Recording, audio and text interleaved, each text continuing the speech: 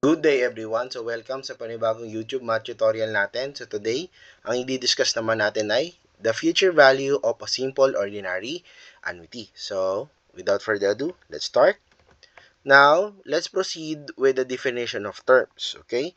Now, before we move on to our example, allow me to introduce what is a simple annuity. When we say simple annuity, it is an annuity wherein the payment interval is the same as the interest period. Ano pong ibig sabihin nun? So, ibig sabihin nun, halimbawa, yung pagbabayad mo ay tuwing buwan, okay, or each month, dapat yung compounding period mo o yung interest period mo ay dapat compounded monthly. So, paano namin malalaman kung ito ay simple annuity? Dapat, yung payment interval natin, yung pagbabayad, pag-iimpok, pag-iinvest, ay dapat kaparehas po ng compounding period. So, it means, kung kada buwan ka nagbabayad, dapat yung compounding period mo ay monthly. Kung kada taon ka naman mag-ipon, dapat yung inyong compounded period ay compounded annually. So, dapat parehas para matawag natin as simple annuity. Kasi kung babasahin natin yung definition, it is an annuity where the payment interval is the same as the interest period. Now, next, another definition of term, which is kasi pinagsama natin, no? Simple annuity and an ordinary annuity. So, ano naman ang ibig sabihin ng ordinary annuity? A type of annuity in which the payment are made at the end of each payment interval. So, meaning, nasa dulo naman ang pagbabayad, no? Pagdating sa ordinary annuities. Kasi mayroon pang ibang types of annuity kasi. So, pagtatandaan, pag nagbabayad po ito sa dulo, or the payment are made at the end of the each payment interval, therefore, that is an example of ordinary annuity. Now, allow me to discuss the parts of the formula. Okay, so here are the parts of the formula that you may encounter as we go along. So T, it is the time, no? The term of annuity. The time between the first payment interval and the last payment interval. Next, the value of R or the periodic payment. It is the amount of each payment. So ito yung palagiang pagbabayad or pag-iipon. Amount, the future value of an annuity or F. Sum of the future values of all the payments to be made during the entire term of annuity, and the P is the present value of an annuity, the sum of present value of all the payments to be made during the entire term of the annuity.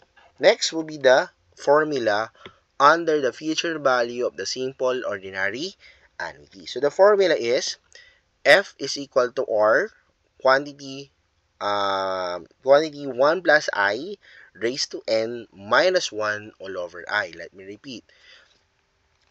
The future value of a simple ordinary annuity is equal to R, or the periodic payment bracket or quantity 1 plus I raised to n minus 1 over I. Wherein R, the capital letter R, will be our periodic payment or the regular payment. I, small letter I, will be the interest rate per period. N will be the number of payments, and small letter r is our nominal rate. And last but not the least, the M o the compounding period, it is the number of conversion period. So, tatandaan natin ha. So, ito yung mga kailangan natin para masuplayan ng value yung ating formula. Okay? Now, allow me to proceed with my first example. Angel would like to save 3,000 every month in a fund that gives 9% compounded monthly. What makes this problem become simple annuity? So, dissect natin, no? Si Angel daw ay gusto mag-save every month. What's the compounding period? Compounded monthly. So, yung every month at compounded monthly ay iisa o parehas, and that's the reason why it is example of simple annuity. So, tuloy. How much is the amount or the future value of her savings after 6 months? So, let's start. So, paano po tayo mag-solve ng isang word problem? Dapat alam natin kung ano yung hinahanap or what is asked. How much is the amount or the future value? So, we are looking for the future value. So, that's one. Second is to write your given. So, what are the given right here? You have R, the periodic or the regular payment, which is 3,000. Yun yung palagiang pag-iipon ni Angel sa loob ng 6 na buwan. Next is the small letter r will be the rate, 9%, convert to decimal, that's 0.09. Next is the compounding period, which is M is equal to 12, kasi monthly. And the last but not the least is the time in time is equal to 6 months, but alam natin na dapat yung 6 month ay ma-convert sa year. So, mamaya, papakita natin na you need to divide it by 12. 6 over 12 or simply 1 half. So, i-convert natin because our time is in terms of months. So, laging i-divide sa 12 kapag ang value ng ating time ay in terms of months. Tuloy.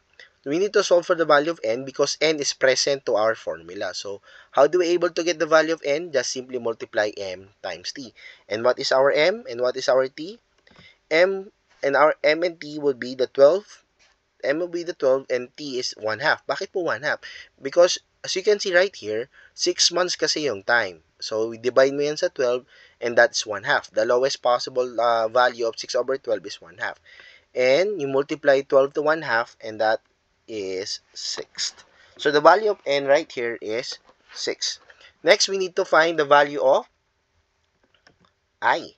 So, to be able to get the value of I, just simply divide R and M. So, our R is 0.09 and our M is 12. So, we need to divide 0.09 by 12 and that result will be 0.0075. Now, maybe some of you may sagot ng scientific notation. So, move nyo lang po yung decimal point pakaliwa 3 times, no? So, move nyo lang po and you will get the same answer with 0.0075.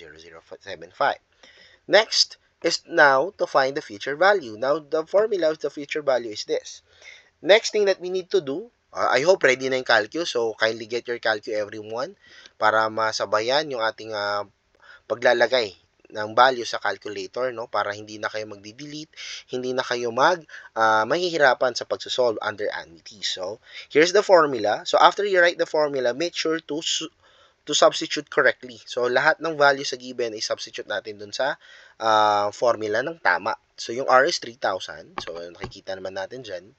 Yung ating I is 0.075. Ayan. And yung N natin ay 6. So, wala tayong magiging problema because tama naman yung pag-substitute natin ng mga values needed dun sa ating formula. So, ayan. Ready na tayo, guys, no? So, dun muna tayo sa loob ng bracket. So, ready na yung calculus. So, kindly press open parenthesis. Then, press natin yung numerator. So, 1 plus 0.0075, close parenthesis. Hanapin nyo po yung pang-raise nyo ng exponent. Hanapin nyo po yung pang-raise ng exponent ninyo, no? So, exponent value. So, raise value natin to 6. Ayan. And then, minus 1. Okay. Mamaya na tayo mag-minus 1. Yung parenthesis muna with the exponent ulit. So, open parenthesis 1 plus 0.075 raised to 6. What is your answer? I hope you get the same answer with me, which is 1.045. Okay, so pag nakuha nyo po yung 1.045, makikita natin na mayroon pa siyang minus 1 dito, no? Mayroon pa siyang minus 1 dyan. So, we need to subtract our answer to 1. So, minus 1 equals, you will get 0.0458. Okay? If you get a 0.0458, you're good, no? Next is to divide. Bakit? Kasi may fraction bar tayo dito. Ayan, no? So, we need to divide 0.0075. And I hope you will get 6.113. Let me repeat. Dapat makuha nyo po yung 6.113. Next, ano pong ibig sabihin ng bracket? What operation to be used kapag bracket na nakita? Multiply. So, you need to multiply it by 3,000. Multiply it by 3,000 and eventually you will get 18,340.89. Dapat ito po ang lumabas na sagot ninyo after you plug in all the values. Again ha, if nalito, playback lang kayo. Balik nyo lang po yung video from the top doon sa solution natin para na sa ganun masundan nyo on how I get the value of the future value, which is 18,340.89. 2 decimal na lang po ang kukunin natin. Since ang kasunod ng 994, no need to add 1. Okay? So, the future value of this problem is 18,340.89. Let's proceed with the second problem. In order to save for her college graduation, May decided to save 200 pesos at the end of each month. If the bank pays 0.25% compounded monthly, how much will her money at the end of 6 years? So, makikita natin na nagsisave si May at the end of each month. So, kada buwan. At yung compounding period natin, monthly pa rin. So, kaya siya simple annuity, no? Now, proceed with the given. So, what are the givens na nakikita ninyo in our problem? So, what's the regular payment? Ang palagiang pagsasave, the value ni May, that's 200. Next, the value of rate is 0.025. Convert to decimal, that would be 0.0025. Next, the compounding period, which the value of M, which is 12. Bakit? Compounded monthly, and the time would be 6 years. Now, yung 6 years, hindi na natin siya i-divide by 12 kasi in terms of years na siya. So, yun yung pinagkaiba ng number 1. So, tatandaan, kapag months ang binigay, obligado kayo mag-divide by 12. Tuloy. So, we need to solve for the value of N. And to solve for the value of N, M multiplied by T. So, you need to multiply M to T, and that would be 12 times 6. If you're gonna multiply 12 to 6, the answer would be 72. Okay? Next thing that you need to find out before you move on to our formula is the value of I. So, 0.0025 divided by 12, the answer would be 0.00208. Okay? Now, naka-scientific notation na naman yan. So, i-move nyo lang po yung inyong mga decimal point pakaliwa. Okay? Next, to find the future value. So, to be able to find the future value, so first, you need to write the formula. So, F is equal to R, bracket 1, quantity 1 plus I raised to N minus 1 all over I.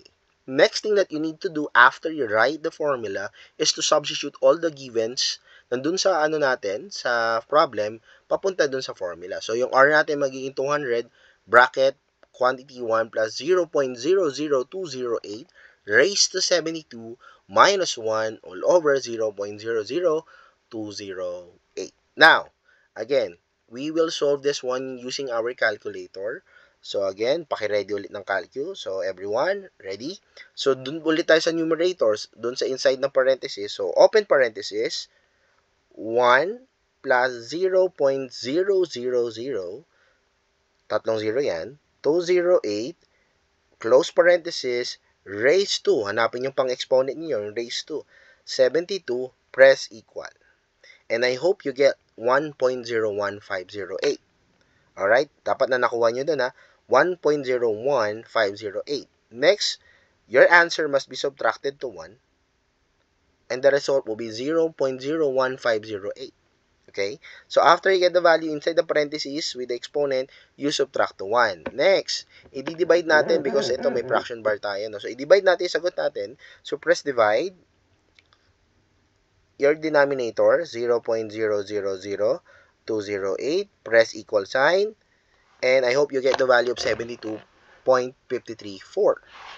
Okay? 72.534. So, next thing that we need to do, so katulad kanina, after you divide, since bracket yan, you need to multiply it by 200. And the result must be 14,506.85. Bakit 85? Kasi yung sagot natin dyan ay 0.847. Okay? Let me repeat, bakit po 0.85? Kasi we need to round up to decimal places. At yung decimal number natin is 847. So, obligado tayo mag-add ng 1 sa 4. Kaya it makes 0.85. So, that's how you solve simple ordinary annuity under the future value. So, if you want to try, I have some exercises. So, do it yourself. So, you can do this one on your home or sa scratch paper and tignan natin kung makukuha natin yung tamang sagot. So, muli, once again, thank you so much. Huwag natin kakalimutan mag-subscribe, pindutin ang notification bell para sa ganon, updated po kayo sa lahat ng math tutorial na ilalabas natin dito sa ating channel. Muli, this is Matt Turo. Thank you and God bless.